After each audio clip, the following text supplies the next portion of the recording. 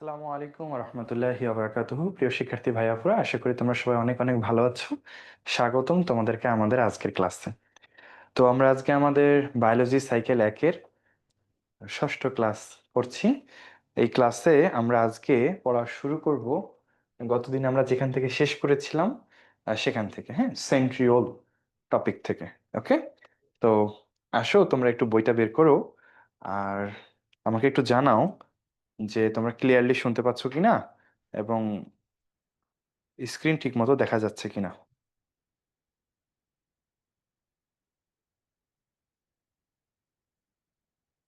Okay, Aminul, thank you ভাইয়া।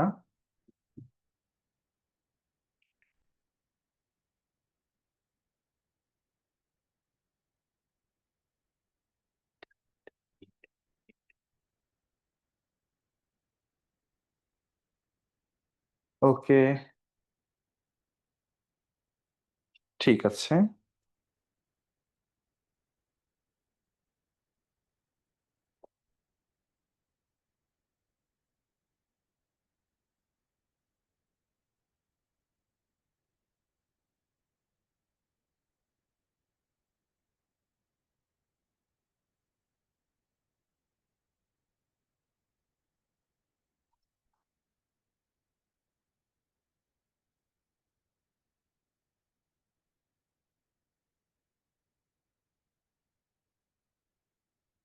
Thumbnail চলে এসেছে, ডিলিট করার অপশন নেই।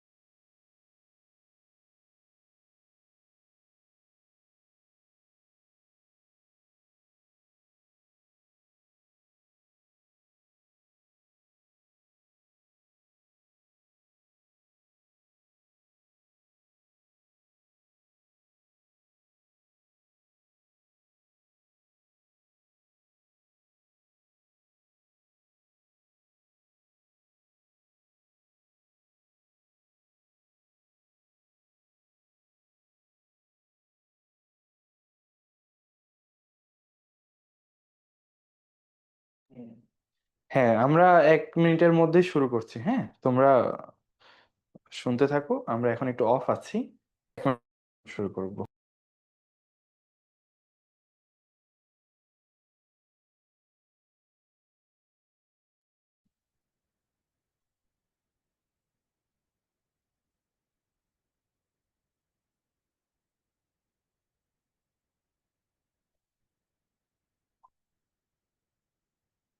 আচ্ছা, ঠিক আছে, তো আসো আমরা শুরু করি।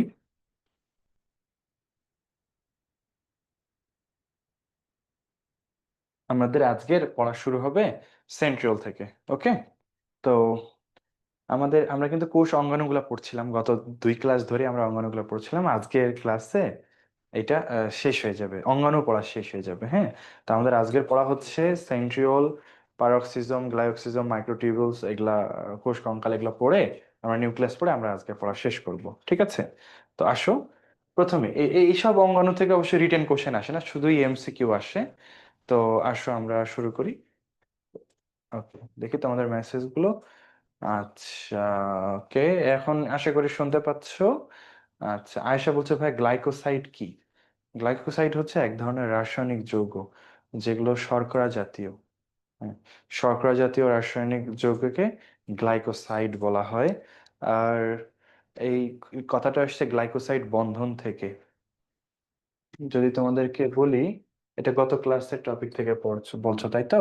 দেখো ভাইয়া, তোমরা কি আমাকে বলতে পারো যে ধরো আমি এখানে যে গোলগুলো আঁকছি এটা হচ্ছে অ্যামিনো অ্যাসিড, এবং অনেকগুলো অ্যামিনো অ্যাসিড মিলে এটা একটা প্রোটিন। তো তোমরা কি বলতে পারো যে একাধিক অ্যামিনো অ্যাসিডের মধ্যে যে বন্ধনটা, সেই বন্ধনটার নাম কি? এনিবডি? কেউ পারো?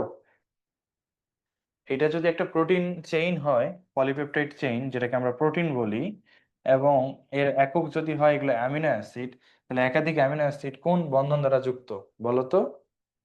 গুড, পেপটাইড বন্ধন। এই এই এক একটা বন্ধনকে বলা হয় পেপটাইড বন্ধন। ওকে। আর অনেকগুলা পেপটাইড বন্ধন আছে জন্য এই চেইনটাকে বলা হবে পলিপেপটাইড চেইন। Polypeptide chain. তাহলে প্রোটিনের আরেক নাম হলো পলিপেপটাইড চেইন। প্রোটিন মানেই পলিপেপটাইড চেইন, অনেকগুলা পেপটাইড বন্ধন একসাথে হয়ে এই যৌগ তৈরি করেছে, এই জন্য এটার নাম পলিপেপটাইড চেইন। একইভাবে আমি যদি এবার বলি যে না এটা প্রোটিন না, এটা পেপটাইড না, আমি যদি বলি এরা এক একটা গ্লুকোজ, এরা এই প্রত্যেকটা গোলগুলা হচ্ছে এক একটা করে গ্লুকোজ, তাহলে অনেকগুলা গ্লুকোজ পর পর যে বন্ধন দ্বারা যুক্ত আছে, সেই বন্ধনের নাম কি কেউ জানো তোমরা? অনেকগুলো গ্লুকোজ পর পর যে বন্ধন দ্বারা যুক্ত থাকে সেই বন্ধনকে বলা হয় গ্লাইকোসাইডিক বন্ধন। তাহলে একাধিক অ্যামিনো অ্যাসিডের মধ্যে যে বন্ধন থাকে তার নাম পেপটাইড বন্ধন, আর একাধিক গ্লুকোজের মধ্যে যে বন্ধন থাকে এটাকে বলা হয় গ্লাইকোসাইডিক বন্ধন। তো গ্লাইকোসাইডিক যৌগ হচ্ছে সেই সব যৌগ যাদের মধ্যে গ্লাইকোসাইডিক বন্ধন থাকে। আচ্ছা, ওকে। হুমায়রা বলছে ভাই আমি ক্লোরোপ্লাস্টের জিনোমের duplicate, inverted, repeat and coding sequence বুঝি নাই। আচ্ছা ভাই, ওটা আমি বুঝাইও নাই, না বুঝাইলে তো বোঝার কথাও না। কোডিং সিকোয়েন্স, এই জিনোম, এই কথাগুলো আমরা সামনের পরে এই চ্যাপ্টারের শেষের ক্লাসগুলোতে পাবো। তুমি একটু পাতা উল্টায় দেখলেই বুঝতে পারবা জিন, জিনোম, জেনেটিক কোড, ওগুলো যখন আমরা পড়বো তখন আশা করি এগুলো বুঝতে পারবা। ঠিক আছে? তো হতাশ হওয়ার কিছু নেই। ওকে। আচ্ছা, তো চলো পড়ায় আসি। এটাকে আমরা বলছি আজকে আমরা শুরু করছি সেন্ট্রাল থেকে। চলো। উম, আচ্ছা, এরপরে ভাই অসমোফিলিক দানা কি? আচ্ছা, এটা একটা প্রশ্ন তোমাদের পক্ষ থেকে। তোমরা অসমোসিস নাম শুনেছো? অসমোসিসের বাংলা জানো? ডিফিউশন মানে তো ব্যাপন, আর অসমোসিস মানে হলো অভিস্রাবণ। জানো তো না?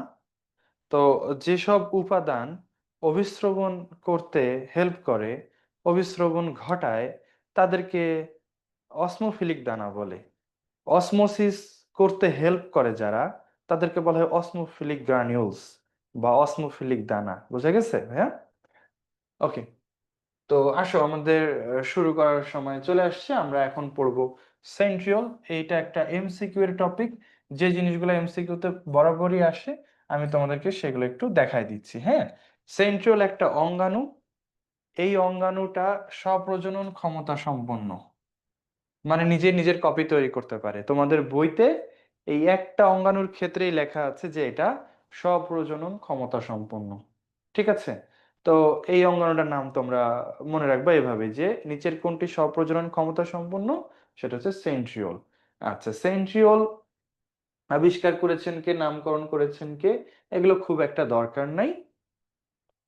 আমরা সেন্ট্রিওলের গঠনে চলে যাই।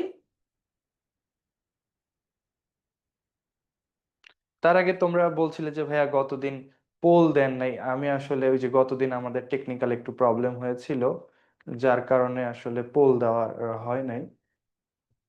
যাই হোক, তো আজকে আমি তোমাদেরকে পোল দিব, তোমরা উত্তর দিও। আমি শুরুতেই দেখি একটু তোমাদেরকে পোল দিই, তোমরা একটু প্রশ্ন টশ্ন উত্তর দাও।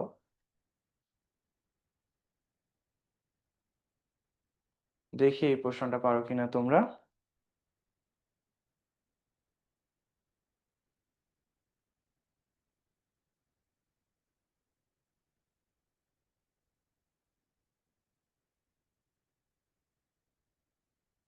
প্রশ্নটা ছিল মাইটোকন্ড্রিয়াল ডিসঅর্ডারের সাথে সম্পর্কযুক্ত নয় কোনটি, মানে কোনটি মাইটোকন্ড্রিয়াল ডিসঅর্ডার না অ্যাকচুয়ালি। হ্যাঁ, তো মাইটোকন্ড্রিয়াল ডিসঅর্ডার আমরা তিনটার নাম পড়েছিলাম।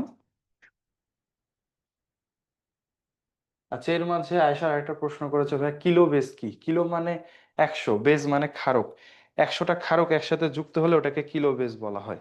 এটাও তোমরা ডিএনএ আরএনএ যখন পড়বা আমার কাছে, আমি যখন তোমাদেরকে ডিএনএ আরএনএ পড়াবো তখন শিখতে পারবা যে কিলো বেস মানে কি। ঠিক আছে। আচ্ছা, মাইটোকন্ড্রিয়াল ডিসঅর্ডারের সাথে সম্পর্কযুক্ত না কোনটা? এইটা পড়তে গিয়ে তোমরা, এটা উত্তর করতে গিয়ে তোমরা অনেকেই টাইপ 1 টাইপ 2 এগুলোর মাঝে গোলমাল পাকাই ফেলছো। উত্তরটা দেখো দেখি। পার্কিনসন, অ্যালঝেইমার, তারপরে টাইপ 1 ডায়াবেটিস, এগুলো হচ্ছে মাইটোকন্ড্রিয়াল ডিসঅর্ডার। ঠিক আছে। আর টাইপ 2 ডায়াবেটিস এটা মাইটোকন্ড্রিয়াল ডিসঅর্ডার না, মনে রাখবা। ঠিক আছে। আচ্ছা, এরপর আরেকটা প্রশ্ন দেই।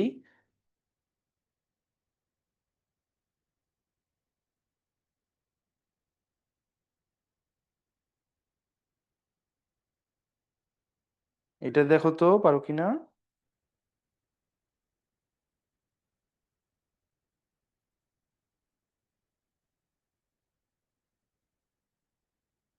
এটার প্রশ্ন হচ্ছে নিচের কোনটিতে প্লাস্টিড উপস্থিত?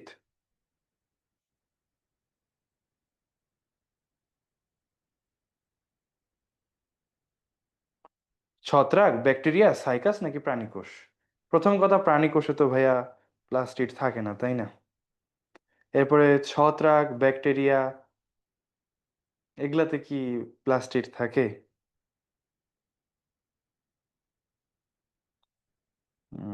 কে?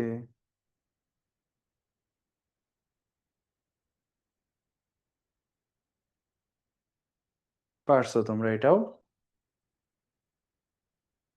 উত্তর দেখো তাহলে, সাইকাস। সাইকাস এমন একটা জীব, জীব তো না, উদ্ভিদ, নারকেল গাছের মতো একটা উদ্ভিদ সাইকাস। সেই সাইকাসে কিন্তু প্লাস্টিড থাকে। সাইকাস মানে হচ্ছে নগ্নবীজী উদ্ভিদ। তোমরা কি সাইকাস দেখেছো বলো তো আমাকে? সাইকাস দেখেছো তোমরা?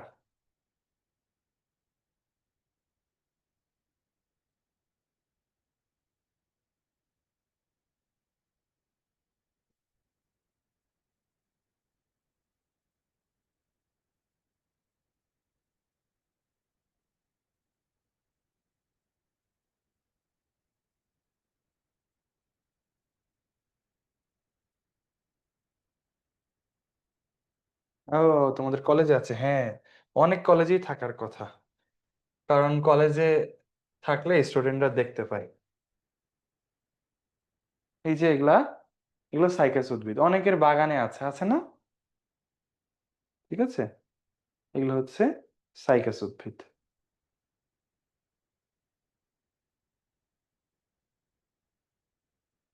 ওকে। এগুলো সাইকাস উদ্ভিদ। অনেকটা এই যে খেজুর গাছের মতো। খেজুর না, ওই তাল গাছ বা নারকেল গাছের মতো আর কি। ঠিক আছে। তো ভাই সেন্ট্রিওল, আসো আমরা সেন্ট্রিওল নামের অঙ্গাণুটা পড়ছিলাম। তো এখানে যেটা তোমরা দেখছো এটা হচ্ছে সেন্ট্রিওলের একটা ছবি। সেন্ট্রিওল অনেকটা একটু খাটো সাইজের সিলিন্ডারের মতো একটা গঠন। এই সেন্ট্রিওলের অবস্থান কোথায় পাওয়া যায় আর কোথায় পাওয়া যায় না সেটা আমরা একটু পড়বো। বিস্তৃতি। সেন্ট্রিওল, আমরা যখন উদ্ভিদ আর প্রাণী কোষের পার্থক্য পড়েছিলাম তখন আমরা দেখেছিলাম যে প্রাণী কোষের সেন্ট্রিওল থাকে, সেন্ট্রিওলটাকে সেন্ট্রোজোম বলা ছিল, একই কথা। প্রাণী কোষের সেন্ট্রোজোম থাকে, উদ্ভিদ কোষে থাকে না। অ্যাকচুয়ালি উদ্ভিদ কোষে থাকে না বলতে কোনো উদ্ভিদেরই থাকে না এমনটা না, অনেক উদ্ভিদেরই সেন্ট্রোজোম থাকে। আসো দেখো, এই যে শৈবাল, ছত্রাক, মস, ফার্ন, নগ্নবীজী এবং অধিকাংশ প্রাণী কোষে সেন্ট্রিওল থাকে। মানে ম্যাক্সিমামেরই সেন্ট্রিওল থাকে, থাকে না কার? আদিকোষ, ডায়াটম, ইস্ট, আবৃতবীজী উদ্ভিদ, এদের থাকে না তো। যাদের সেন্ট্রাল থাকে না তাদের আহ, তোমরা PADY এটা দিয়ে মনে রাখতে পারো, প্যাডি। প্যাডিতে নাই, প্যাডিতে নাই। পিতে প্রোক্যারিওটিক সেল, প্রোক্যারিওটিক সেল মানে আদিকোষ। এতে অ্যাঞ্জিওস্পার্ম মানে আবৃতবীজী উদ্ভিদ। ডিতে ডায়াটম, ওয়াইতে ইস্ট। তো এই প্যাডি দিয়ে চারটা কথা মনে রাখবা। এদের মধ্যে সেন্ট্রিওল থাকে না, বাকিদের সেন্ট্রিওল থাকে। ঠিক আছে। আচ্ছা, চলো তারপরে যাই। এরপরে আসবে সেন্ট্রিওল কোথায় থাকে কোথায় থাকে না আমরা দেখলাম।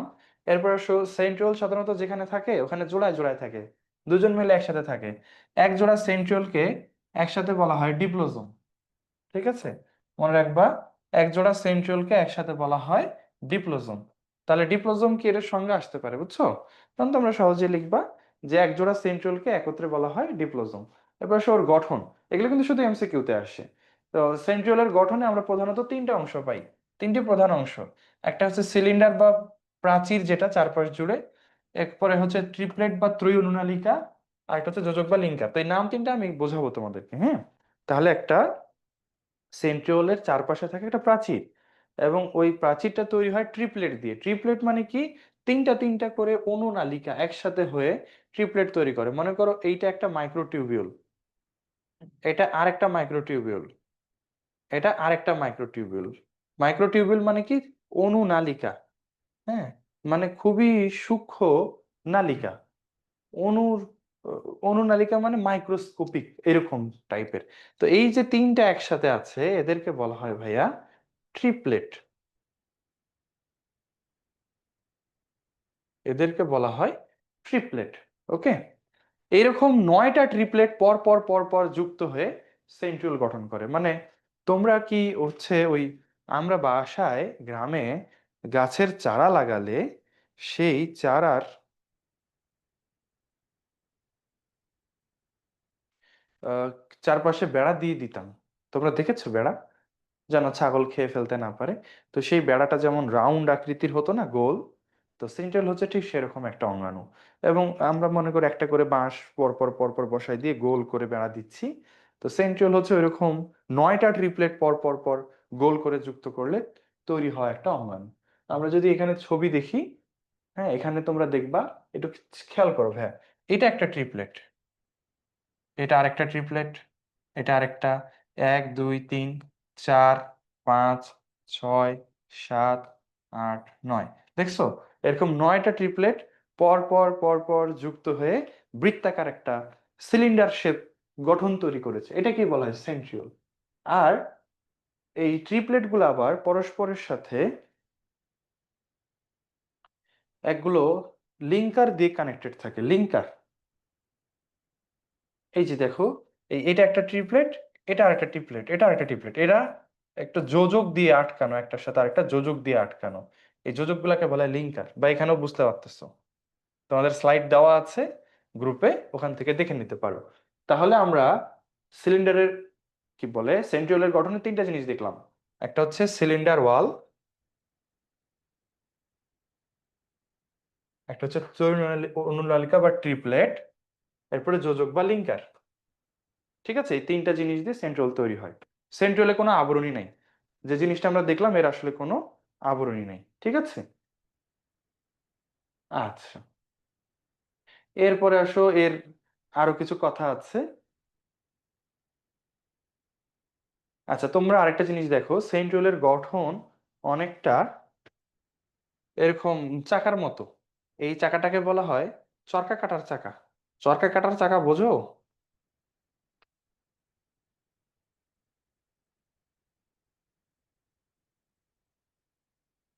তোমরা পাশে লিখে নাও, সেন্ট্রিওলের মডেলের নাম হলো কার্ট হুইল মডেল। সেন্ট্রিওলের নামের পাশে লিখে নাও, সেন্ট্রিওলের যে মডেল, এটাকে বলা হয় কার্ট হুইল মডেল।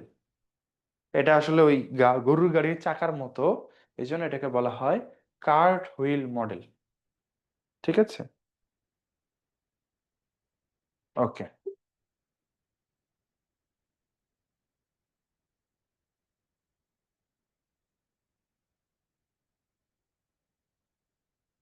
তারপরে আসো, এখানে আরো কিছু জিনিস ছিল, এটা দেখো। এই যে দুটা সেন্ট্রিওল একসাথে, এই যে সেন্ট্রিওল, এই যে সেন্ট্রিওল, দুটা একসাথে থাকলে ওদেরকে তো আমরা ডিপ্লোজোম বলি, তাই না? এবং এর চারপাশে দেখছো কিছু তরল আছে, এই তরলকে বলা হয় সেন্ট্রোস্ফিয়ার। সেন্ট্রিওলের আশেপাশের তরলকে বলা হয় সেন্ট্রোস্ফিয়ার। এবং এই যে সেন্ট্রিওল, দুটা সেন্ট্রিওল আর চারপাশের তরল সেন্ট্রোস্ফিয়ারকে একসাথে বলা হয় সেন্ট্রোজোম।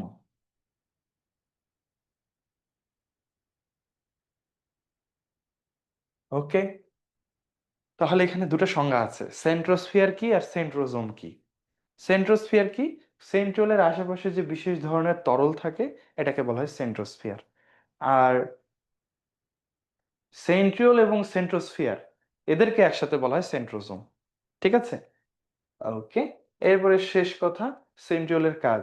ভাইয়া মনে রাখবা, যেখানেই সুতার মতো কিছু আছে সেটাই তৈরি করে দেয় সেন্ট্রিওল।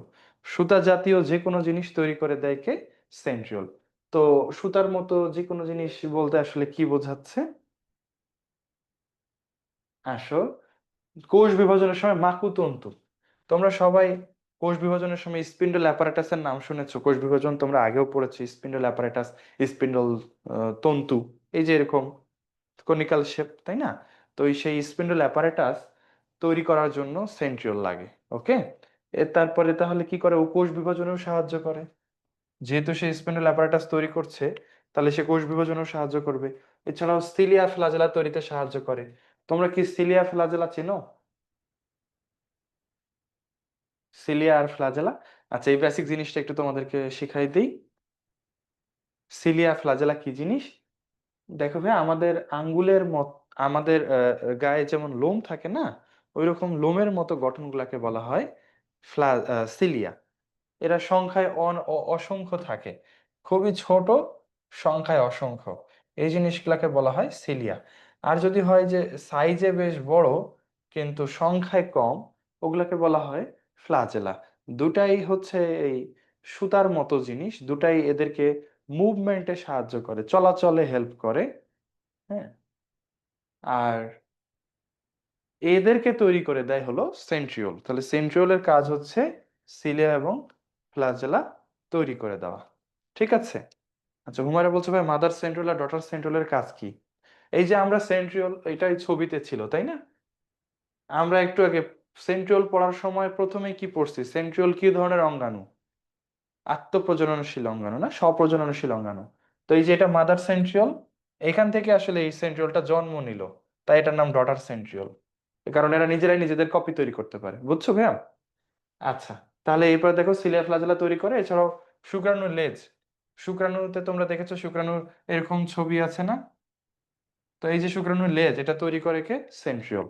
ওকে, তোমাদের বইতে, সরি তোমাদের গ্রুপে আমি সেন্ট্রিওলের দুটা ভিডিও দিয়েছি, তোমরা এটা দেখে নিতে পারো। দেখে এখানে প্লে করি।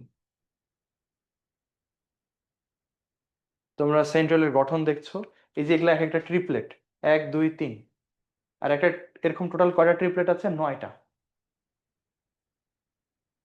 আর একটা ট্রিপলেটের সাথে একটা ট্রিপলেট কি দিয়ে যুক্ত? লিঙ্কার দিয়ে যুক্ত। এই যে এগুলা একটা লিঙ্কার। এই যে দেখো, আমি যদি এটা এখানে স্টপ করাই, তাহলে এগুলা একটা করে ট্রিপলেট, 1 2 3 4 5 6 7 8 9। আর একটা ট্রিপলেট একটা ট্রিপলেটের সাথে কি দিয়ে যুক্ত? লিঙ্কার দিয়ে যুক্ত। তাহলে এভাবে সেন্ট্রিওল তৈরি হয় আসলে। হুম,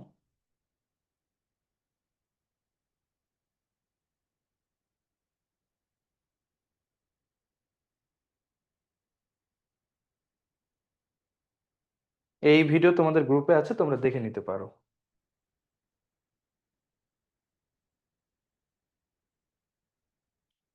আমাদের অঙ্গাণুগুলা এতটাই বৈচিত্র্যময়, তো তোমরা কল্পনাও করতে পারবে না। ঠিক আছে, আচ্ছা যাই হোক।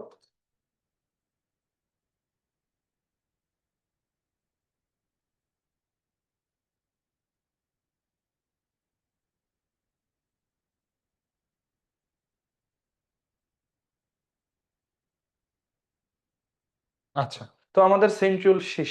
সেন্ট্রিওল খুবই ছোট একটা জিনিস, এটা থেকে তেমন প্রশ্ন আসে না। তাহলে কি কি পড়বো আমি আগে বলে দিচ্ছি। প্রথমে দেখো, সব প্রজননশীল অঙ্গাণু কোনটা? সেন্ট্রিওল। সেন্ট্রিওল থাকে কোথায়, থাকে না কোথায় পড়বা? থাকে না পেডিতে। পিতে প্রোক্যারিওটিক সেল মানে আদিকোষ। এতে অ্যাঞ্জিওস্পার্ম বা আবৃতবীজী। ডিতে ডায়াটম বা ডায়াটমের নাম তো ডায়াটমি। আর ওয়াইতে হচ্ছে ইস্ট। এই চারটা জিনিসে সেন্ট্রিওল থাকে না, বাকি সব জায়গাতে সেন্ট্রিওল থাকে। সেন্ট্রিওল নর্মালি থাকে জোড়ায় জোড়ায়, এদেরকে বলা হয় ডিপ্লোজম। সেন্ট্রিওলের গঠনে তিনটা জিনিস আছে। একটা প্রাচীর আছে, ওটাকে বলা হয় প্রাচীর বা ওয়াল বা সিলিন্ডার ওয়াল। আর ওরা তৈরি হয় তিনটা ট্রিপলেট দিয়ে, তিনটা তিনটা করে ট্রিপলেট দিয়ে। এরকম ট্রিপলেট আছে টোটাল 9টা। আর একটা ট্রিপলেট আরেকটা ট্রিপলেটের সাথে যোজক দিয়ে যুক্ত থাকে, এটাকে বলে লিঙ্কার। ঠিক আছে, এরপরে আসো সেন্ট্রিওলের আশেপাশে যে তরল পদার্থ, এগুলোকে বলা হয় সেন্ট্রোস্ফিয়ার। আর সেন্ট্রিওল এবং সেন্ট্রোস্ফিয়ার এদেরকে একসাথে বলা হয় সেন্ট্রোজোম। এখন তোমরা আমাকে বলো তো, সেন্ট্রিওলের আবরণী আছে কি নাই? দেখি কি অবস্থা, সেন্ট্রিওলের আবরণী আছে কি নাই? নাই। তোমরা আবার এই ছবিটা ভেবে বসিও না যে ভাই এখানে তো আবরণী দেখাচ্ছে। আসলে সেন্ট্রোস্ফিয়ার নামে তরলটাকে আলাদা করে বোঝানোর জন্য এখানে একটা বাউন্ডারি দিয়েছে, এটা কোনো আবরণী না। ঠিক আছে ভাইয়া? ওকে, এরপর আসো কোষীয় কঙ্কাল। এখান থেকেও রিটেন আসে না, এখান থেকে কয়টা এমসিকিউ আসবে, আমরা একটু ওগুলোই দেখবো। হ্যাঁ, কোষ কঙ্কাল আসলে তিন প্রকার, তোমরা 9-10 এটা পড়েছো। Microtubule, microfilament, intermediate filament. হ্যাঁ, তিনটা সুতার মতো জিনিস, এদেরকে বলা হয় কোষ কঙ্কাল। Microtubule, microfilament, intermediate filament. এদের তিনজনের নাম তিন রকম এরকম হওয়ার কারণটা আমি আগে বলি। টিউব, টিউব মানে হলো পাইপ। আর ফিলামেন্ট হলো সুতা। তো তোমরাই বলো কোনটা মোটা, টিউব মোটা নাকি ফিলামেন্ট মোটা? টিউব মোটা, তাই না? তো এই হলো মাইক্রো টিউব। টিউব থেকে অ্যাকচুয়ালি মাইক্রো টিউবিউল কথাটা আসছে। মাইক্রো মানে আণুবীক্ষণিক, টিউব মানে পাইপ, আর উল মানে ছোট। তাহলে আণুবীক্ষণিক ছোট পাইপের মতো গঠনকে বলা হয় মাইক্রো টিউবিউল। ঠিক আছে। আর ওই চিকন সুতার মতো গঠনকে বলা হয় মাইক্রোফিলামেন্ট। তো এগুলো হচ্ছে মাইক্রোটিউবিউল একটু মোটা, এগুলো হচ্ছে মাইক্রোফিলামেন্ট একটু চিকন। আর এই দুইয়ের মাঝখানে না মোটা না চিকন, ও হইতেছে ইন্টারমিডিয়েট ফিলামেন্ট। ইন্টারমিডিয়েট মানে হলো মধ্যবর্তী, ইন্টারমিডিয়েট। তোমরা এখন কিসে পড়ো জানো? তোমরা কি স্কুলে পড়ো না ভার্সিটিতে পড়ো? তোমরা বলবা ভাই আমরা না তো স্কুলে পড়ি, না ভার্সিটিতে পড়ি, আমরা পড়ি ইন্টারমিডিয়েটে। তাই না? স্কুলে পড়ার মতো ছোটও নাই, আবার ভার্সিটিতে পড়ার মতো বড়ও হই নাই, মাঝখানে ঝুলে আছি। তাই না? হ্যাঁ, এটাই হচ্ছে ইন্টারমিডিয়েটের পড়া। ঠিক আছে। তাহলে এই যে কোষ কঙ্কালের তিনজনের নাম তিন রকম, বুঝছো তো কেন? মাইক্রোটিউবুল গুলো একটু মোটা হয়, মাইক্রোফিলামেন্ট গুলো একটু চিকন হয়, ইন্টারমিডিয়েট ফিলামেন্ট হচ্ছে মধ্যবর্তী অবস্থানে থাকে। ওকে, তাহলে আসো আমরা তিন রকমের তো আগে কোষ কঙ্কালের নাম দেখলাম, এরপরে মাইক্রোটিউবিউল থেকে কি কি পড়তে হবে। ওর আসলে এখানে গঠনে তেমন কিছু লাগবে না, রাসায়নিক গঠনটা লাগবে। মাইক্রোটিউবিউলে তোমাদের বইয়ে দেখো লেখা আছে 13টি প্রোটোটিউবিউল সর্পিল আকারে সজ্জিত থাকে। তাহলে মাইক্রোটিউবিউলের গাঠনিক একক হচ্ছে প্রোটোটিউবিউল। এই প্রোটোটিউবিউল গুলো ডাইমেরিক প্রোটিন দিয়ে তৈরি, এগুলা বোঝাচ্ছি আমি। এবং এই প্রোটিনটার নাম হচ্ছে আলফা বিটা টিউবিউলিন। আসো আমরা একটা মাইক্রোটিউবিউল দেখি।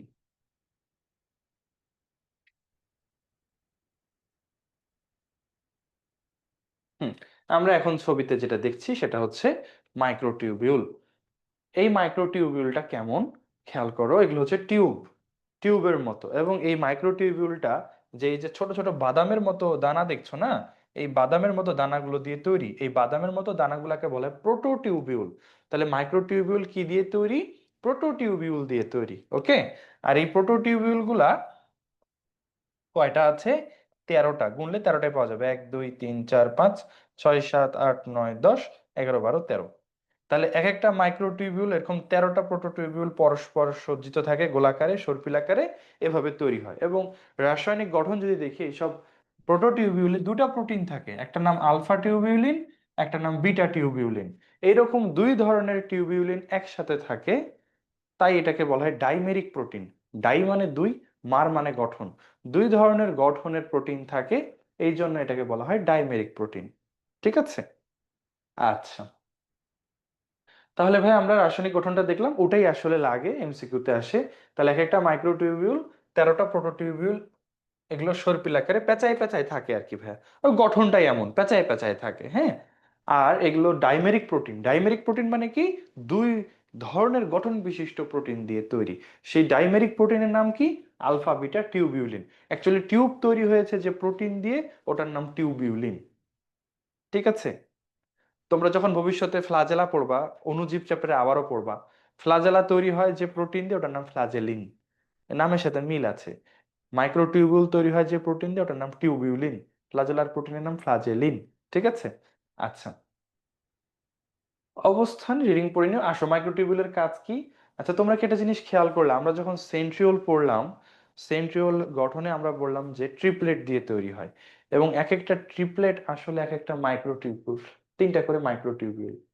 এই ছবিটা দেখো, এই যে আমি ট্রিপলেট লিখছিলাম সেন্ট্রিওল পড়ানোর সময়, এই এক একটা পাইপ, এই এক একটা পাইপ হচ্ছে এক একটা মাইক্রোটিউবিউল। এই যে পাইপ একটা, এটা একটা মাইক্রোটিউবিউল, এটা আরেকটা মাইক্রোটিউবিউল, এটা আরেকটা মাইক্রোটিউবিউল।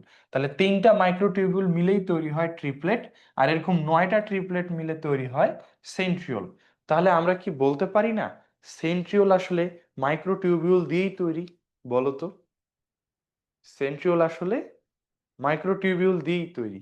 তাহলে সেন্ট্রিওলের যে কাজ, সেগুলো কি মাইক্রোটিউবিউলের কাজ বলা যায় কিনা? তোমাদের কি মনে হয়? সেন্ট্রিওলের যে কাজ, হ্যাঁ বলতেই পারি। এবং তোমরা দেখো এটা মিল আছে, আমরা একটু আগে সেন্ট্রিওলের কাজ কি পড়লাম? মাকু যন্ত্র তৈরি করা, তারপরে কোষ বিভাজনে সাহায্য করা, তাই না? দেখো এখানে তাই দেওয়া আছে আবারও। এবং সেন্ট্রিওলের কাজ কি ছিল? সিলিয়া ফ্লাজেলা তৈরি করা। তো দেখো এই যে ফ্লাজেলা, সিলিয়া ইত্যাদির বিচলনে সাহায্য করা, ঠিক আছে, কোষ বিভাজনের সময় মাকু যন্ত্র গঠন করা। তাহলে এই সেন্ট্রিওল আর মাইক্রোটিউবুলের কাজ অনেকটাই সেম। ওকে, ঠিক আছে। আচ্ছা, এরপর আসো সেন্ট্রিওল, একটা প্রশ্ন করেছে আয়েশা যে ভাই ভেজাল বডি কি? এই যে মাইক্রোটিউবুল কোথায় থাকে? বেজাল বডিতে থাকে। বেজাল বডি কি? আসো, তোমাদের যদিও বা বেজাল বডি টপিকটা নাই, আমরা এটা আলোচনা করতে পারি। আমাদের কাছে একটা ছবি আছে, তোমরা আমার এই প্লাজেলাওয়ালা ছবিটা খেয়াল করো। এই যে ইউগ্লিনা নামের একটা শৈবাল, এটা হ্যাঁ, এটা একটা এককোষী শৈবাল, ওর ফ্লাজেলা আছে, ওটা দিয়ে ও সাঁতার কাটে। অনেক ব্যাকটেরিয়ারও এরকম একটা শৈবাল, এই কি বলে, একটা ফ্লাজেলা আছে, এটা দিয়ে তারা সাঁতার কাটে। তো মনে করো আজকে 10টা ইউগ্লিনা, এরা রেস রেসিং করবে, সুইমিং রেস, সাঁতার কেটে কে আগে যেতে পারে। তো সাঁতার কাটার জন্য ওরা কি করে? এই ফ্লাজেলাটাকে নাড়ায়, ফ্লাজেলা যত নাড়াবে ওরা তত সাঁতার কেটে আগায় যাবে। তো ওরা মনে করো তুমুল জোরে সাঁতার কাটতেছে, এবং ফ্লাজেলাটা নাড়াচ্ছে, নাড়াতে নাড়াতে ফ্লাজেলাটা গেল খুলে। ব্যাপারটা কি ভালো হবে বলো? ফ্লাজেলা খুলে গেছে। এখন এই ইউগ্লিনা তোমার কাছে আসছে, এসে বলতেছে দেখো আমার ফ্লাজেলা খুলে গেছে, আমাকে লাগাই দাও, আমি সাঁতার প্রতিযোগিতায় অংশগ্রহণ করতে পারতেছি না এই জন্য। তো তুমি বললা রে কি বিপদ, এই ফ্লাজেলা আমি এখন লাগাই দিব কেমনে? তো তুমি এখানে যদি খেয়াল করো, দেখবা এখানে একটা গঠন আছে, এই ফ্লাজেলাটা এখানে আটকানো আছে এইভাবে, এই জায়গাটা খুলে গেছে, এই জায়গায় আসলে মাইক্রোটিউবিউল দিয়ে এটা বাধা আছে, এই জায়গাটাকে বলা হয় বেজাল বডি। তো তুমি ওর এই ফ্লাজেলা লাগাই দেওয়ার জন্য এই বেজাল বডিতে আর একটা মাইক্রোটিউবিউল দিয়ে শক্ত করে বেঁধে দিতে পারো। এটা যদিও বা বাস্তবে সম্ভব না, আমি জাস্ট গল্প হিসেবে বললাম। তাহলে ভাইয়া ফ্লাজেলা কোষ দেহে শক্ত করে আটকে থাকার জন্য এই জায়গায় মাইক্রোটিউবিউল দিয়ে যুক্ত থাকে, এই জায়গাটাকে বলা হয় বেজাল বডি। বেজ মানে হলো মূল। তো এই ফ্লাজেলার মূল আটকানো যেখানে, ওই বডিটাকে বলা হয় বেজাল বডি। তো বেজাল বডিতে মাইক্রোটিউবিউল থাকে ওকে বেঁধে রাখার জন্য। ওকে, তো ঠিক আছে, মাইক্রোটিউবিউলের মেইন কাজ হচ্ছে 1 2 এই দুটা, হ্যাঁ, আর বাকিগুলো রিডিং পড়বা। এরপর আসো মাইক্রোফিলামেন্ট। মাইক্রোফিলামেন্ট হচ্ছে সুতা। তোমরা একটু খেয়াল করো তো, এখানে আমরা যে মাইক্রোফিলামেন্টটা দেখছি, এখানে মাইক্রোফিলামেন্টটা তোমরা একটু খেয়াল করে আমাকে বলো তো, এখানে আসলে কয়টা সুতা দেখা যাচ্ছে? একটা, দুইটা, নাকি তিনটা সুতা বলো তো, দেখা যাচ্ছে? হ্যাঁ, এটা আসলে দুইটা। তবে মাইক্রোফিলামেন্ট দুইটা সুতা দিয়ে তৈরি হয়, এজন্য এটাকে বলে দ্বিতন্ত্রী। তাহলে আসলে যখন মাইক্রোফিলামেন্ট পড়বো আমরা, এরা সুতার মতো গঠন। হ্যাঁ, এদের আরেক নাম অ্যাক্টিন ফিলামেন্ট। এবং এরা হচ্ছে লম্বা, সরু, সংকোচনশীল এবং পেঁচানো দ্বিতন্ত্রী সুতা। এবং এটাও দুই ধরনের প্রোটিন নিয়ে তৈরি, একটা প্রোটিনের নাম অ্যাক্টিন, একটা প্রোটিনের নাম মায়োসিন। তাহলে আমরা একটু আগে মাইক্রোফিলামেন্ট পড়লাম, সেটা দুই ধরনের প্রোটিন নিয়ে তৈরি, আলফা টিউবুলিন, বিটা টিউবুলিন। আর এখন আমরা মাইক্রোফিলামেন্ট পড়ছি, এটাও দুই ধরনের প্রোটিন দিয়ে তৈরি, একটা অ্যাক্টিন, একটা মায়োসিন। ঠিক আছে, এরপর এর কাজগুলা রিডিং করবা। এখানে আসো, এদের কোষের আকৃতি দান করে, যান্ত্রিক দৃঢ়তা প্রদান করে, অত ইম্পর্টেন্ট না এগুলা। হ্যাঁ, সাইটোপ্লাজম চলে, ওটাতে হেল্প করে, ফ্যাগোসাইটোসিস পিনোসাইটোসিসে হেল্প করে। দেখি তোমাদের মনে আছে কিনা। ফ্যাগোসাইটোসিস মানে কি ধরনের উপাদান ভক্ষণ করা বলো তো ভাইয়া পুরো। হ্যাঁ, আমি যেগুলো মার্ক করছি তোমরাও সেগুলো বেশি করে পড়বা, ওগুলা বেশি ইম্পর্টেন্ট। হ্যাঁ, কঠিন। আর পিনোসাইটোসিস হলে কোন ধরনের উপাদান? তরল। ঠিক আছে। তো তোমরা একটা কোষের দিকে খেয়াল করে দেখো, একটা কোষের মাঝ বরাবর এই যে এইগুলা, এগুলা হচ্ছে মাইক্রোটিউবিউল। মাইক্রোটিউবিউল এইটা স্পিন্ডল অ্যাপারেটাস তৈরি করতেছে। তাহলে কোষের মাঝ বরাবর কে থাকে? মূলত মাইক্রোটিউবিউল গুলা থাকে। আর বাউন্ডারি বরাবর কে দেখো? মাইক্রোফিলামেন্ট। তো একটা ফ্যাগোসাইটোসিস করার জন্য একটা কোষ কি করে? হাঁ করে। হাঁ করে কিভাবে? ধর এটা একটা কোষ, এই যে এইভাবে হাঁ করে, বুঝছো ভাইয়া? এই যে এদিক দিয়ে একটা ব্যাকটেরিয়া ঢুকে যেতে পারে। তো এই যে কোষ ঝিল্লিটাকে ভাঁজ করে হাঁ করলো, এই ভাঁজ করার জন্য এই যে এখানে যে মাইক্রোফিলামেন্ট আছে, এরাই কাজ করে, এরাই এরকম ভেতরের দিকে ভাঁজ হয়ে ঢুকে যায়।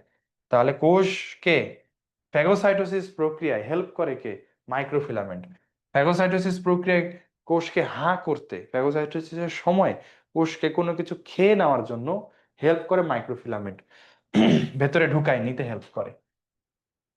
তাহলে ফ্যাগোসাইটোসিস পিনোসাইটোসিস ইত্যাদি নিয়ন্ত্রণে ওরা কাজ করে মাইক্রোফিলামেন্ট। এরপরটা ইন্টারমিডিয়েট ফিলামেন্ট। এটা আসলে বলতেছিলাম তো আমরা, মাইক্রোটিউবুল আর মাইক্রোফিলামেন্টের মাঝামাঝি ওর গঠন। হ্যাঁ, ও চার রকমের হয়: কেরাটিন, ল্যামিনিন, নিউরোফিলামেন্ট আর ভাইমেন্টিন। তো এই চার ধরনের ইন্টারমিডিয়েট ফিলামেন্টের নাম পড়লেই হবে, এখানে আর কিছু লাগে না।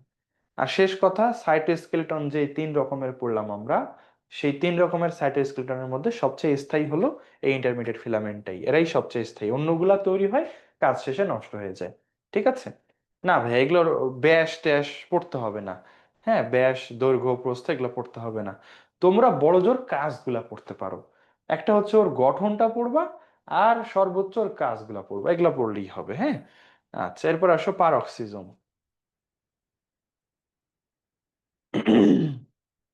এটা আরেকটা অঙ্গাণু। পারক্সিজম কথাটা আসছে হাইড্রোজেন পারক্সাইড থেকে। তোমরা কি হাইড্রোজেন পারক্সাইডের সংকেত জানো? বলো তো। হাইড্রোজেন পারক্সাইডের সংকেত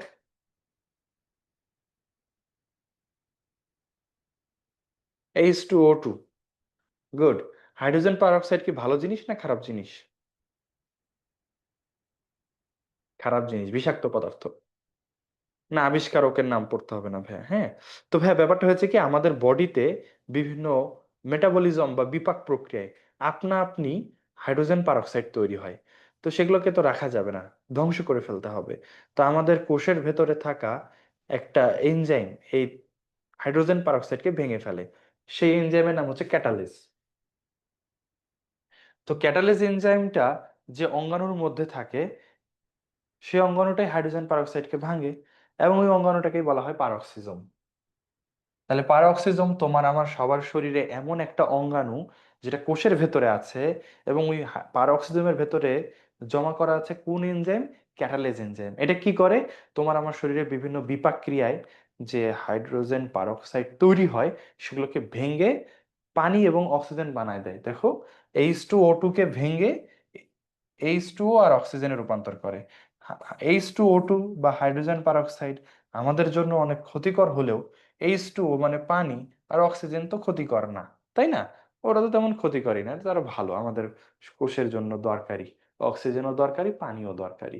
তাহলে বুঝতে পারছো যে পারঅক্সিজমের কাজ কি? এটা ছোট্ট একটা অঙ্গাণু ক্যাটালেজ নামের এনজাইম ধারণ করে, আর সেই ক্যাটালেজ এনজাইম কি করে? হাইড্রোজেন পারঅক্সাইডকে ভেঙে পানি আর অক্সিজেনে রূপান্তর করে। এটাই হচ্ছে পারক্সিজমের ব্যাপার। এটা থাকে দুটা অঙ্গে সবচেয়ে বেশি, কিডনি আর লিভার। কেন বেশি থাকে তা তো আশা করি বুঝতেই পারতেছো। এই সব অঙ্গে বিশোধনের কাজটা বেশি হয়, বিভিন্ন বিষাক্ত পদার্থকে নিউট্রাল করার কাজটা করে এইসব অঙ্গাণু। তাই এখানে হাইড্রোজেন পারক্সাইড তৈরি হয় বেশি, আর ওদেরকে ভাঙতেও হয় বেশি। তাই এই কিডনি আর লিভারে পারক্সিজম অঙ্গাণুটা থাকে বেশি। ঠিক আছে, এটা হলো। এরপর আসো গ্লাইঅক্সিজম। এটা আরেকটা অঙ্গাণু, ছোট ছোট অঙ্গাণু এগুলা। হ্যাঁ, গ্লাই অক্সিজম কোথায় বেশি থাকে খেয়াল করো। আচ্ছা, তার আগে বলি যে গ্লাই অক্সিজম শব্দটার অর্থ কি।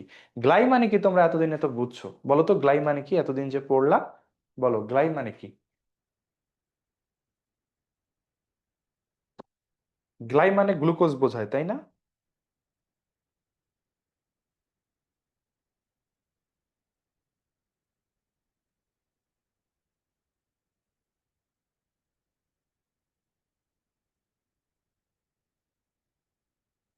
হ্যাঁ, গ্লুকোজ। তাহলে গ্লাই অক্সিজম হচ্ছে এমন একটা জিনিস যেটা কোনো কিছুকে গ্লুকোজে রূপান্তর করে দিতে পারে, হ্যাঁ।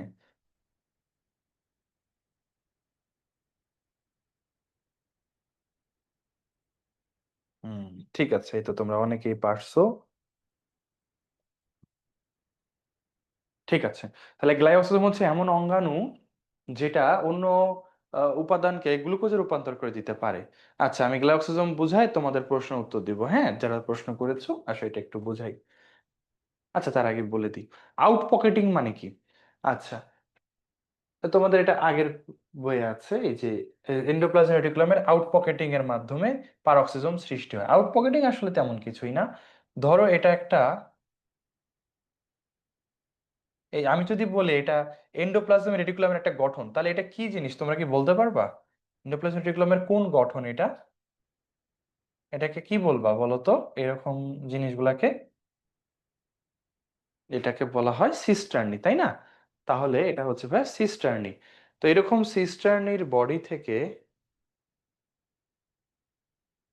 এরকম পকেট বের হয়। পকেট, এই যে দেখো পকেট বের হয়েছে, এই যে ভাঁজ হয়ে বাইরের দিকে বের হয়ে আসছে না, এটা হচ্ছে পকেট।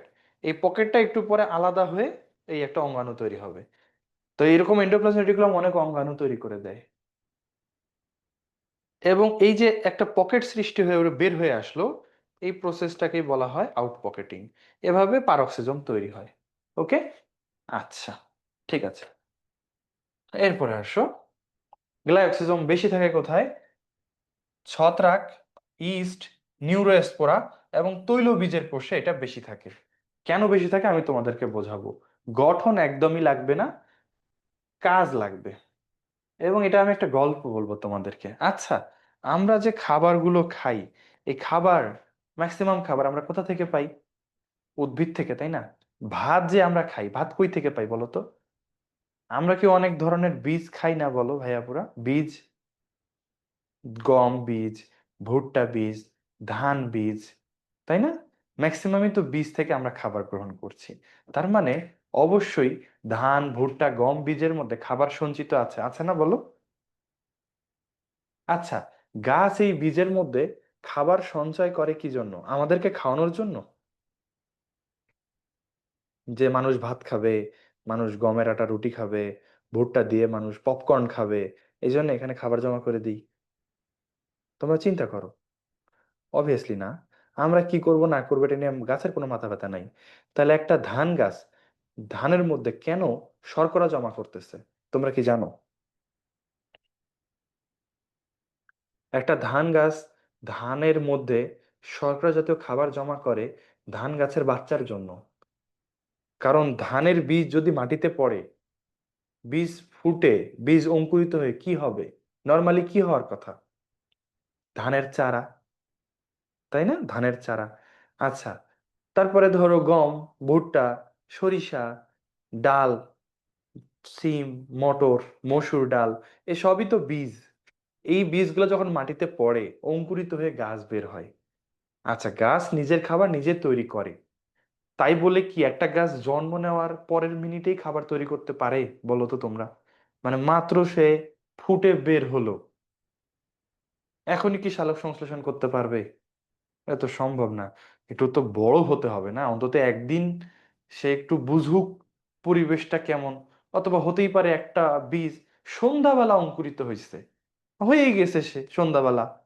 এখন তো সারা রাত কোনো সূর্য নাই, সূর্য না থাকলে কি বীজ খাবার তৈরি এই গাছ খাবার তৈরি করতে পারবে? পারবে না তো। তাহলে ব্যাপারটা দাঁড়াইলো এরকম, বীজ অঙ্কুরিত হওয়ার সাথে সাথে খাবার তৈরি করতে পারে না। তাই গাছের মা, বীজের মা যখন বীজ তৈরি করে তখন বীজের মধ্যে একটু টিফিন দিয়ে দেয়, একটু খাবার দিয়ে দেয়। যে আমার ছোট্ট বাবু, এই ছোট্ট বীজ যখন সে মাটিতে পড়ে অঙ্কুরিত হবে, তখন সে আগে আমার এই জমা করে দেওয়া টিফিন বক্স থেকে দেওয়া খাবারটা খাবে। খেয়ে সে একটুখানি বড় হবে। আমার বাবু একটুখানি বড় হইলে, একদিন বয়স হইলে সে নিজের খাবার নিজে তৈরি করতে পারবে। এই কথা ভেবেই মা গাছ বীজের মধ্যে খাবার জমা করে। আর আমরা মানুষরা ওই খাবারগুলো খেয়ে ফেলি, তাই না বলো? ধান, গম, ভুট্টা, সিম বীজ, কুমড়ার বীজ, তারপরে গমের বীজ, সরিষা, তিল, তিসি, এই যে সব বীজ আমরা খাই, এই বীজের মধ্যে যে খাবারটা জমা আছে এগুলো আসলে ওদের চারার জন্য। বাট মানুষ খুব বদ, সব খেয়ে ফেলে, সবার সবকিছু কেড়ে নিয়ে খেয়ে ফেলে। ঠিক আছে, হ্যাঁ। ওকে। আচ্ছা। তো যাই হোক, এখন কথা হচ্ছে যে এক একটা বীজে এক এক ধরনের খাবার জমা থাকে। তো তোমরা আমাকে বলো, শর্করা জমা থাকে এমন কোন কোন বীজের নাম তোমরা জানো, বলো দেখি। শর্করা জমা থাকে এরকম কোন কোন বীজ আছে? ওই তো যেটা বললাম, ধান, গম, ভুট্টা, এসবে শর্করা বেশি জমা থাকে।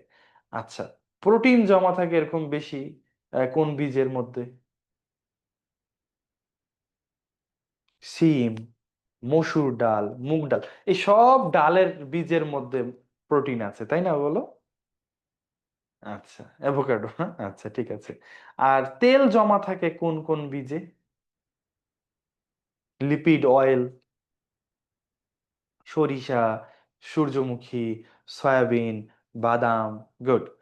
আচ্ছা, তো তোমরা বলো তো, এই তিন ধরনের খাবারের মধ্যে গাছ সবচেয়ে ইজিলি ব্যবহার করতে পারবে কোন খাবার? শর্করা, আমিষ না স্নেহ? সবচেয়ে ইজিলি যেটাকে ভেঙে এটিপি তৈরি করা যায় সেটা হচ্ছে শর্করা, তাই না? তো যেসব বীজের মধ্যে শর্করা থাকে, সেসব বীজ অঙ্কুরিত হয়ে ওরা তো খুব খুশি, আম্মু আমাকে শর্করা দিছে, শর্করা খাই, শর্করা খাই, শর্করা খেয়ে বড় হই। প্রোটিন যারা জমা রাখে, যেসব বীজে প্রোটিন জমা থাকে ওদেরও অত বেশি অসুবিধা হয় না।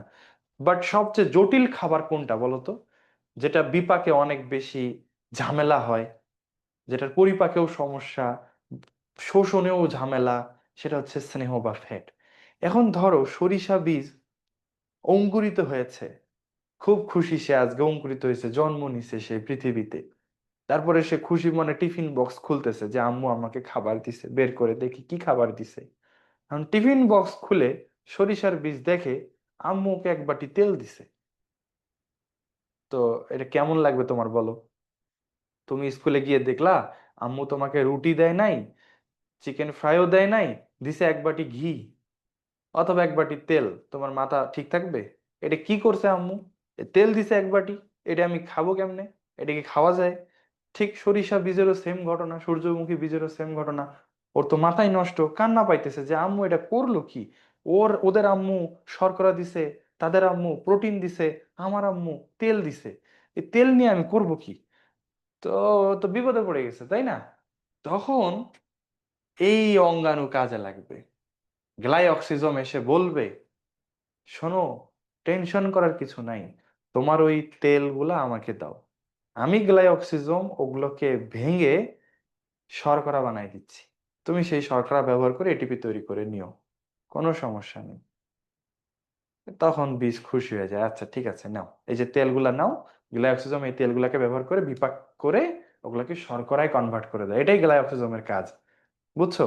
তো এরপরে সে ওই তেল থেকে শর্করা বানায় দেয়, এবং সেই শর্করা ভেঙে ছোট চারা গাছ এটিপি তৈরি করে এবং বড় হয়। তারপরে সে সালোক সংশ্লেষণ নিজেই করতে পারে। তো তোমরা একটু 2 নম্বর কাজটা পড়ে আমাকে বলো তো, গ্লাইঅক্সিজমের মূল কাজটা তোমরা বুঝছো কিনা, পড়ো, পড়ে আমাকে বলো।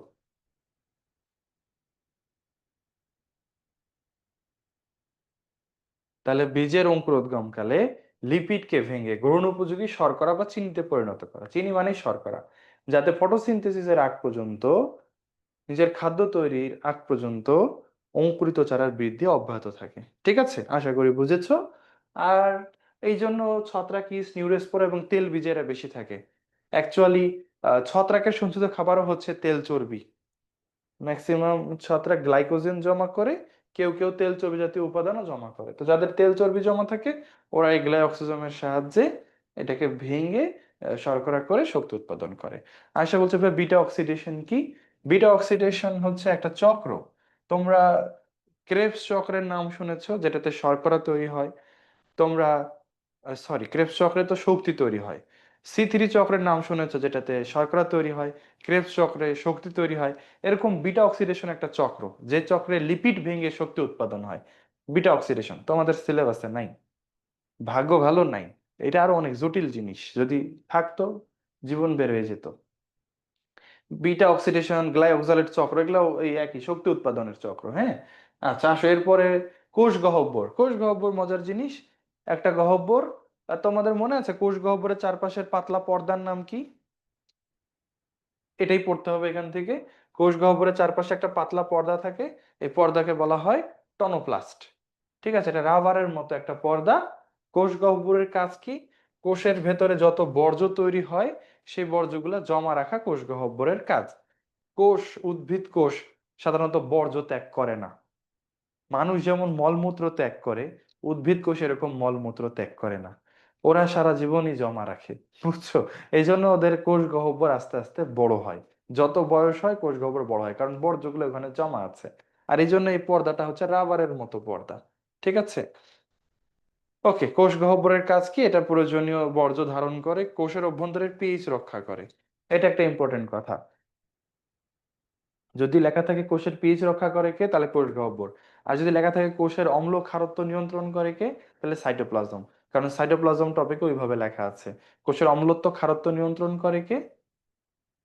সাইটোপ্লাজম। আচ্ছা, হুমায়রা বলছে ভাইয়া কখনো ফেটে যায় না।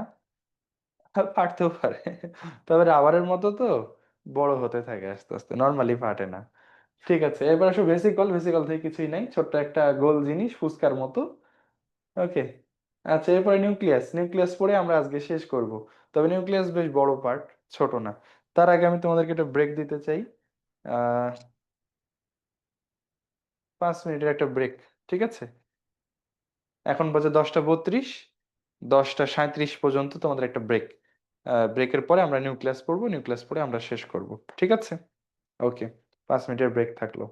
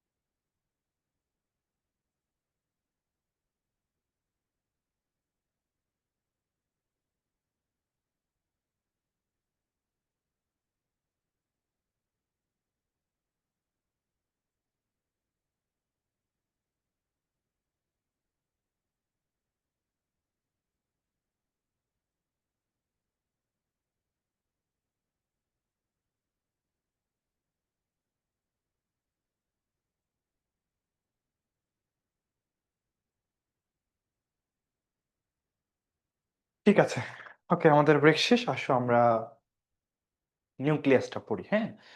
তো নিউক্লিয়াস এটাও রিটেনের টপিক না, মানে আমাদের আজকের ক্লাস রিটেনের টপিক না, অবশ্য আগামীর দিনের ক্লাস যেটা আগামী রবিবারে হবে সেটা আবার রিটেনের টপিক। তো আচ্ছা, আসো, নিউক্লিয়াস এটাকে বলা হয় কোষের কেন্দ্রিকা, প্রাণকেন্দ্র, মস্তিষ্ক। ওকে, কোষের মাঝখানে থাকে তো, এই জন্য। আবিষ্কার করেছেন কে? তোমাদের প্রথম দিন পড়েছিলাম, Robert brown. Robert brown nucleus আবিষ্কার করেন। এরপরে বিস্তৃতি, নর্মালি একটা কোষে একটা নিউক্লিয়াসই থাকে, তবে আদি কোষের কোনো নিউক্লিয়াস থাকে না। আবার প্রকৃত কোষ হলেই যে সবার নিউক্লিয়াস থাকবে এমনটাও না, কিছু কিছু প্রকৃত কোষে নিউক্লিয়াস নাও থাকতে পারে, থাকে না অ্যাকচুয়ালি। তার মধ্যে একটা হচ্ছে সিপ কোষ, মানুষের লোহিত রক্তকণিকা, এগুলা। এখন এগুলোতে আসলে নিউক্লিয়াস না থাকার কারণ আছে। ধরো আমাদের লোহিত রক্তকণিকায় যত বেশি হিমোগ্লোবিন থাকবে তত বেশি অক্সিজেন বহন করতে পারবে, তাই লোহিত রক্তকণিকার ভেতরে নিউক্লিয়াস থাকে না। লোহিত রক্তকণিকার ভেতরে নিউক্লিয়াস থাকে না মানে যে কোনো দিনও থাকে না তা কিন্তু না।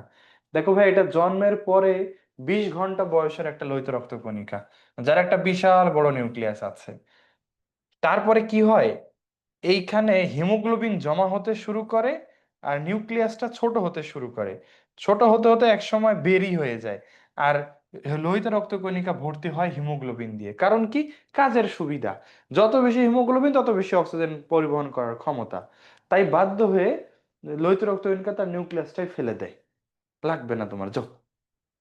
তো মনে রাখবা, লোহিত রক্তকণিকা জন্মের পরে তার নিউক্লিয়াস থাকে, পরিণত অবস্থায় নিউক্লিয়াস থাকে না। ওকে, আবার যদি এটাতে আসো, দেখো এক্ষেত্রে একটা সিপ কোষ। সিপ কোষের কাজ হচ্ছে খাবার, পানি এগুলো পরিবহন করা আর কি। পরিবহনের জন্য ওর সুন্দর একটা পাইপের মতো স্ট্রাকচার আছে। এখানে যদি তুমি একটা নিউক্লিয়াস দিয়ে দাও, দেখো ঝামেলা, পরিবহনে ঝামেলা।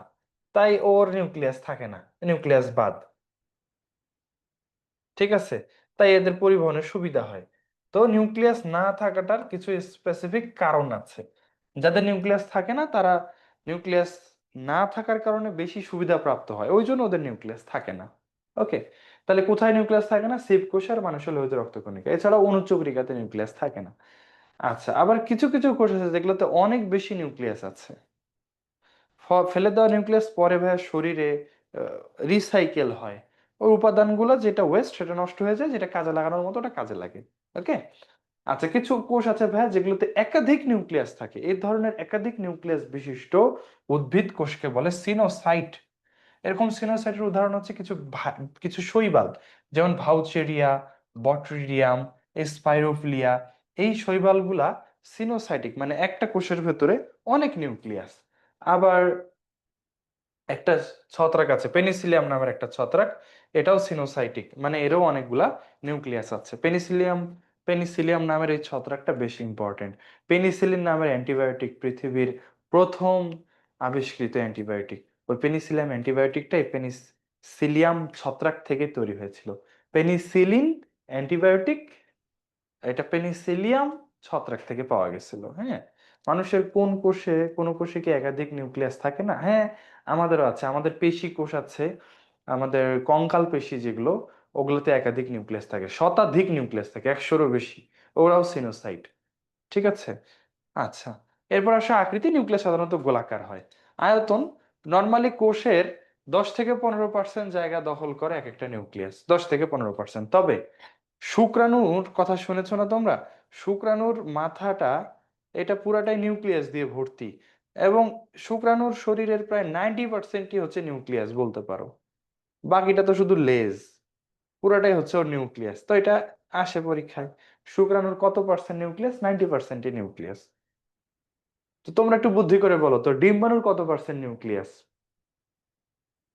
শুক্রাণুর যে 90% নিউক্লিয়াস, বুঝলাম। ডিম্বাণুর কত পার্সেন্ট নিউক্লিয়াস?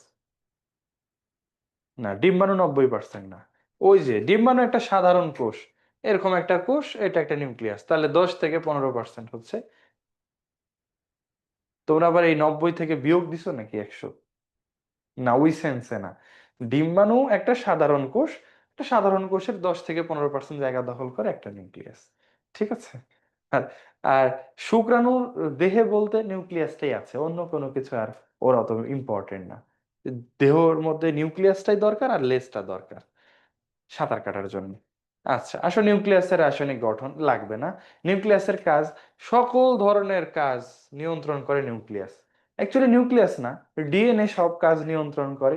যেহেতু ডিএনএ নিউক্লিয়াসের ভেতরে থাকে, তাই আমরা বলতে পারি যে নিউক্লিয়াস সব জৈবিক কার্যাবলী নিয়ন্ত্রণ করে। ওকে, আসো নিউক্লিয়াসের গঠনটা দেখি।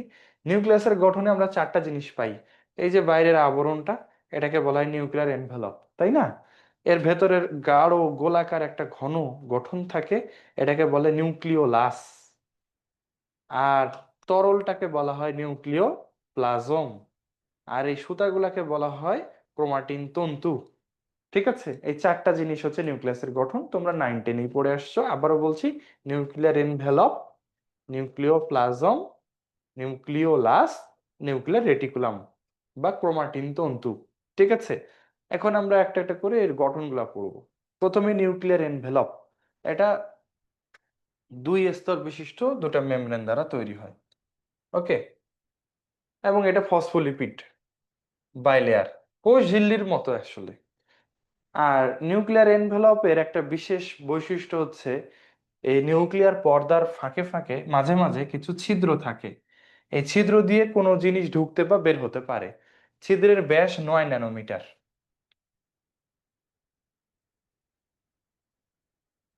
ছবিটা তোমরা দেখতে পাচ্ছ, এটা একটা নিউক্লিয়াসের ছবি, তাই না? এবং এই যে এগুলো দেখছো ভাই, এগুলো হচ্ছে ছিদ্র। এগুলো নিউক্লিয়ার পোর বা নিউক্লিয়ার রন্ধ্র। এদের ব্যাস 9 ন্যানোমিটার। কি কাজে লাগে? বিভিন্ন জিনিস ঢুকতে বা বের হতে কাজে লাগে। এই ছিদ্রটা সংকোচন প্রসারণ করতে পারে, খুলে আবার বন্ধ হয়। তো এই ছিদ্রটা নিয়ন্ত্রণের বেশ জটিল ব্যাপার স্যাপার নিউক্লিয়াসের ভেতরে আছে। আমরা একটু সেটা দেখব।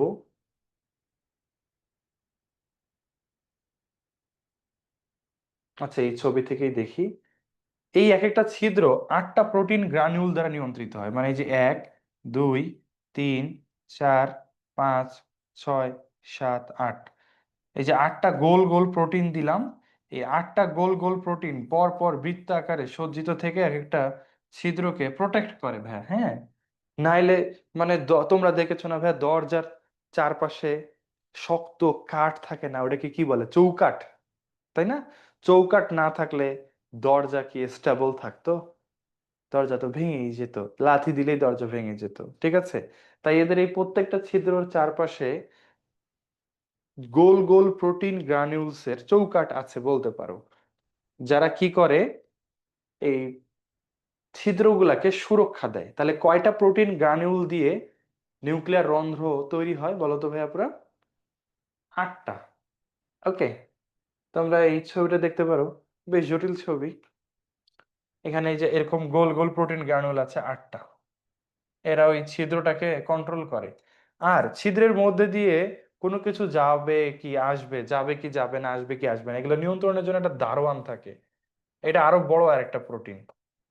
এই দারোয়ানটাকে বলা হয় ট্রান্সপোর্টার প্রোটিন বা ট্রান্সপোর্টার। মাঝখানে, ছিদ্রের মাঝখানে, প্রত্যেকটা ছিদ্রের মাঝখানে একটা দারোয়ান থাকবে। দরজায় যেমন দারোয়ান আছে সেই রকম। ঠিক আছে, তাহলে ছিদ্রের ঠিক মাঝখানে বড় আকারের একটা প্রোটিন থাকে। এই প্রোটিনকে বলা হয় কি? ট্রান্সপোর্টার।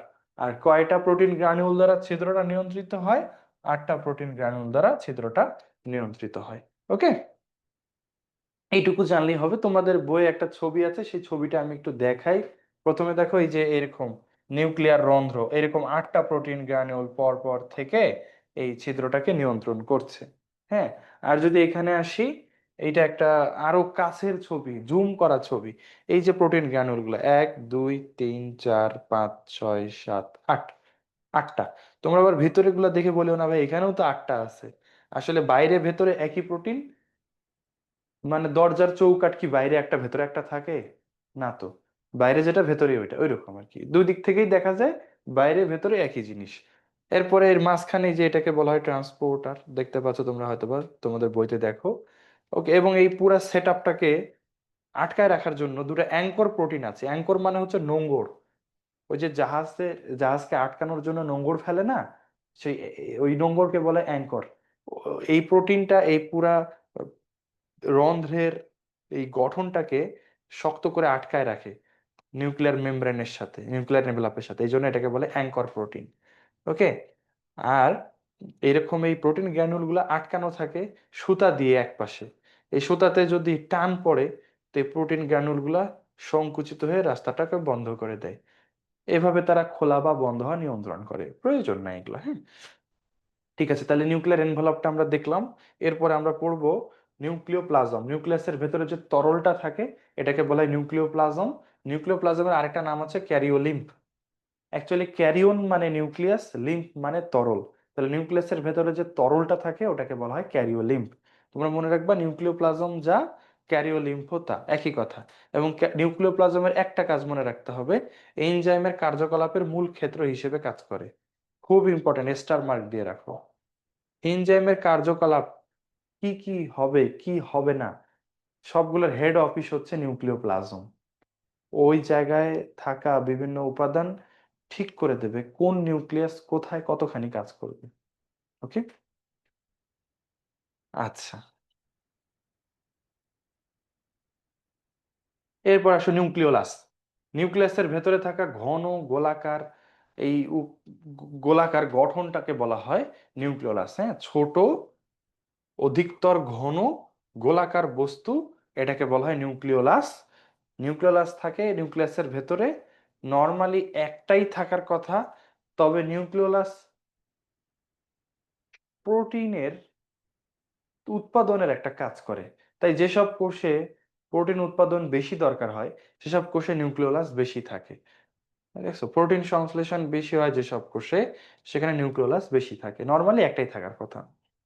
আচ্ছা, এনজাইমের বাংলা অর্থ, ভাই এনজাইমের বাংলা অর্থ হচ্ছে উৎসেচক। এনজাইমের বাংলা হলো উৎসেচক।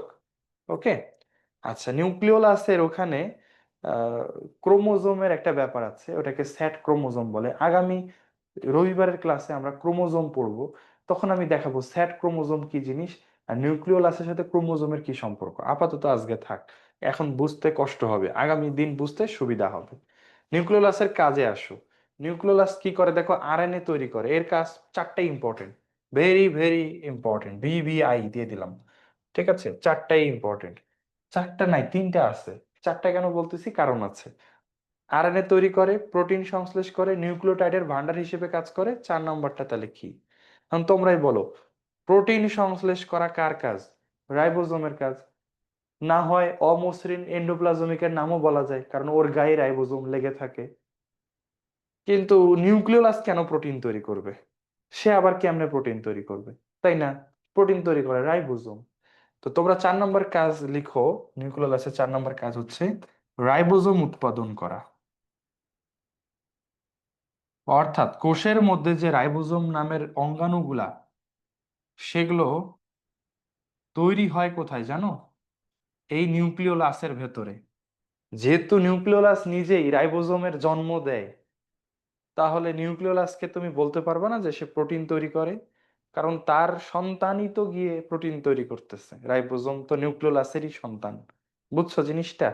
তাহলে রাইবোজোম উৎপন্ন করা আবার 4 নম্বর কাজ, এটা অন্য বইয়ে আছে। এবং রাইবোজোম যেহেতু সে তৈরি করে, তাহলে সে প্রোটিনও তৈরি করে, এটা আমরা বলতে পারি। ওকে, ঠিক আছে, তাহলে নিউক্লিওলাস হলো। এরপরে আসো শেষ যেটা নিউক্লিয়ার রেটিকুলাম বা ক্রোমাটিন তন্তু। নিউক্লিয়াসের ভেতরে যে সুতার মতো উপাদানগুলো দেখা যায় ওগুলাকে বলা হয় ক্রোমাটিন তন্তু বা নিউক্লিয়ার রেটিকুলাম। সেই ক্রোমাটিন তন্তুগুলো তোমরা এখন দেখতে পাচ্ছ। আচ্ছা, দিগন্ত বলছে তাহলে ভাইয়া প্রোটিন তৈরি কে করে? ভালো কোশ্চেন। সব সময় মনে রাখবা প্রোটিন তৈরি করে রাইবোজোম। যদি অপশনে রাইবোজোম না থাকে তাহলে থাকবে অমসৃণ এন্ডোপ্লাজমিক রেটিকুলাম। যদি সেটাও না থাকে তাহলে দেখবা লেখা আছে নিউক্লিওলাস। কিন্তু যদি বলে প্রোটিন তৈরি করে কে, অবশ্যই অবশ্যই রাইবোজোমের কথাটাই দিতে হবে। ওকে। আচ্ছা, এই যে তোমরা ভাই ছবিতে দেখছো এগুলো কিন্তু রিয়াল স্লাইড, মাইক্রোস্কোপের নিচে থাকা কোষের ছবি এটা ভাইয়া, দেখছো? এবং কোষের মধ্যে কিছুই দেখা যাচ্ছে না ক্রোমোজোম ছাড়া। অ্যাকচুয়ালি কোষের মধ্যে যে অঙ্গাণুগুলা তারা সবাই বর্ণহীন, ওদেরকে মাইক্রোস্কোপের নিচে তুমি দেখতে পাবে না, ট্রান্সপারেন্ট। পানির নিচে কি সাদা স্বচ্ছ কাঁচ দেখতে পাওয়া যাবে বলো তো তোমরা? যাবে না। ঠিক একইভাবে মাইক্রোস্কোপের নিচে কোষের কোনো অঙ্গাণু দেখা যাবে না। তবে আমরা যদি রং দেই তাহলে বিভিন্ন অঙ্গাণু বিভিন্ন রং ধারণ করে। তার মধ্যে ক্রোমোজোম একটা এই যে বেগুনি কালার রং ধারণ করে, এই রংটাকে বলা হয় ফুলজিন রং। সায়েন্টিস্ট ফুলজিন এই রং আবিষ্কার করেছিলেন। হ্যাঁ, ওনার নামে এই রঙের নাম দেওয়া হয়েছে ফুলজিন রং। তাহলে আমাদের নিউক্লিয়াসের ভেতরে থাকা নিউক্লিয়ার রেটিকুলাম বা ক্রোমাটিন তন্তু মাইক্রোস্কোপের নিচে এমনি এমনি দেখা যায় না। ওদেরকে দেখতে হলে আগে ওদের গায়ে রং দিতে হয়, তখন ওরা রং শোষণ করে রঙিন হয়ে ওঠে, তখন ওদেরকে দেখা যায়। তো তোমাদের মনে রাখতে হবে যে নিউক্লিয়ার রেটিকুলাম কোন রং ধারণ করে? ফুলজিন রং ধারণ করে। বিজ্ঞানী ফুলজিন এটা আবিষ্কার করেছেন এই রংটা। ঠিক আছে, এরপরে নিউক্লিয়ার রেটিকুলামের রাসায়নিক গঠন বা কাজ লাগবে না। আমরা জানি যে ক্রোমোজোম হচ্ছে বংশগতির ধারক ও বাহক। ক্রোমোজোম মানেই নিউক্লিয়ার রেটিকুলাম, একই জিনিস। নিউক্লিয়ার রেটিকুলাম চিকন, ওটা খাটো মোটা হলে ওটাকে আমরা ক্রোমোজোম বলি। ওকে। আচ্ছা, এই দিয়ে আমাদের কোষের অঙ্গাণু পড়া শেষ। কোষের নির্জীব বস্তু এটা আমরা আগেও পড়েছি, এখানে তবে নতুন কিছু পড়া আছে, সেটা একটু দেখি। সঞ্চিত পদার্থ কি? উদ্ভিদের সঞ্চিত খাবারগুলাই হচ্ছে সঞ্চিত পদার্থ, যেমন শর্করা, আমিষ, স্নেহ, এগুলা। ঠিক আছে, এর মধ্যে দ্রবণীয় শর্করার মধ্যে দ্রবণীয় শর্করা মানে পানিতে দ্রবীভূত হতে পারে যেগুলা, গ্লুকোজ, চিনি, এগুলো পানিতে দ্রবীভূত হয়। এইটা দেখো তো, এটা কি লেখা? তোমরা কি এটা দেখতে পাচ্ছ? এখানে কি লেখা? ইনুলিন। মনে রাখবে এটা কিন্তু ইনসুলিন না। তোমরা অনেকে আবার ওটা কেটে ঠিক করে লেখো ইনসুলিন। ইনসুলিন না, ইউলিন নামেরও একটা উপাদান আছে, এটা শর্করা জাতীয় উপাদান। ইনসুলিন একটা হরমোন, ওটা প্রোটিন জাতীয় উপাদান, ওটা আলাদা এটা আলাদা। তো ইনুলিন হলো একটা শর্করা যেটা আমাদের সঞ্চিত খাবার হিসেবে থাকতে পারে। এরপর নিষিদ্ধ পদার্থ, এগুলো আমরা আগেও পড়েছি। Enzyme, hormone, pigment, nectar. বর্জ্য পদার্থের এখান থেকে আমরা আজকে একটা জিনিস পড়বো। উদ্ভিদের যে বর্জ্য থাকে সেই বর্জ্যগুলোর মধ্যে একটা প্রধান বর্জ্য হচ্ছে ক্যালসিয়াম অক্সালেট। এই ক্যালসিয়াম অক্সালেট সূঁচের মতো হয়ে থাকতে পারে। সূঁচের মতো। সূঁচের মতো হয়ে থাকা ক্যালসিয়াম অক্সালেটকে বলা হয় র্যাফাইড।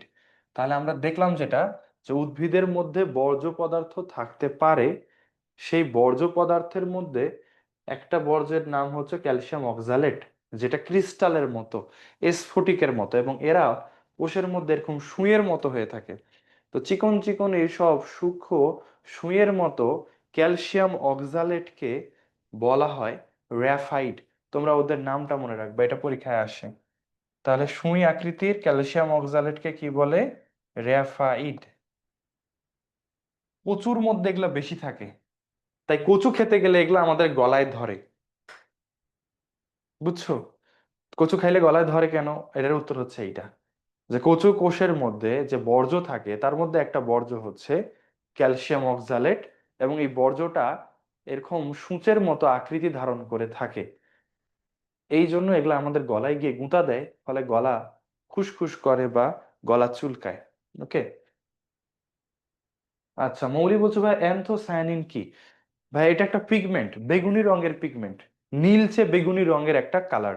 ক্লোরোফিল যেমন সবুজ, অ্যান্থোসায়ানিন হচ্ছে নীলচে বেগুনি রঙের একটা রং। হ্যাঁ, ইনসুলিন কি প্রোটিন জাতীয়? তাহলে সেটা রক্তে গ্লুকোজ নিয়ন্ত্রণ করে কেন? আচ্ছা হুমায়রা, তোমাদের এখনো ভাই ওগুলো পড়া হয় নাই। এই হরমোনের কাজ হচ্ছে কোনো প্রক্রিয়া বা কোনো প্রসেসকে নিয়ন্ত্রণ করা। ইনসুলিনের কাজই হচ্ছে রক্তের গ্লুকোজের লেভেল নিয়ন্ত্রণ করা। মানে ইনসুলিনের কাজ ওইটা। আর ইনসুলিন নিজে তৈরি হয় প্রোটিন দিয়ে। সব হরমোনই গঠনগতভাবে হয় প্রোটিন, নয়তো লিপিড, নয়তো স্টেরয়েড, এই জাতীয়। মানে সে গঠন হয়েছে প্রোটিন দিয়ে, কিন্তু তার কাজ হচ্ছে শর্করা নিয়ন্ত্রণ করা। সব হরমোনে যে আবার শর্করা নিয়ন্ত্রণ করে তা না। কিছু হরমোন আমাদের ছেলেদের দাড়ি গজায়, গোফ করে, এটা হচ্ছে টেস্টোস্টেরন।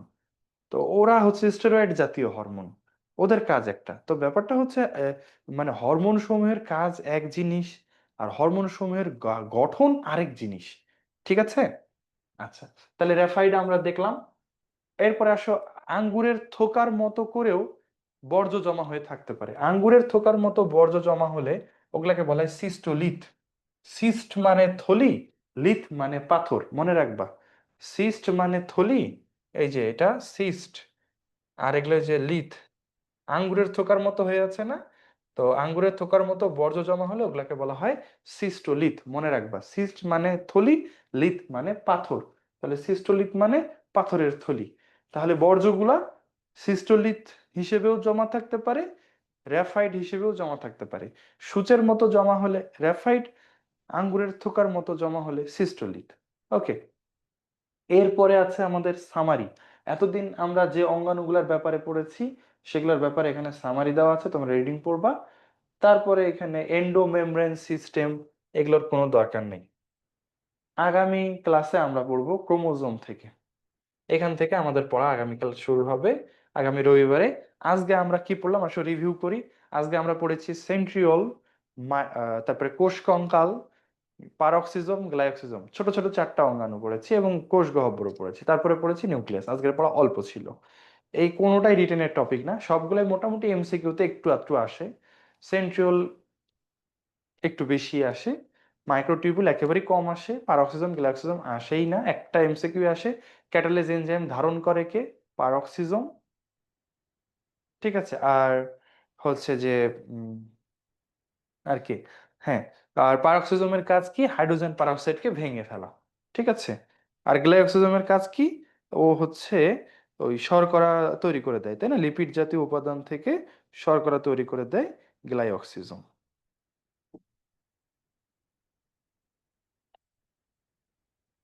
আচ্ছা, ঠিক আছে তাহলে। তোমাদের আজকের পড়া থেকে আরো কোনো জিজ্ঞাসা আছে?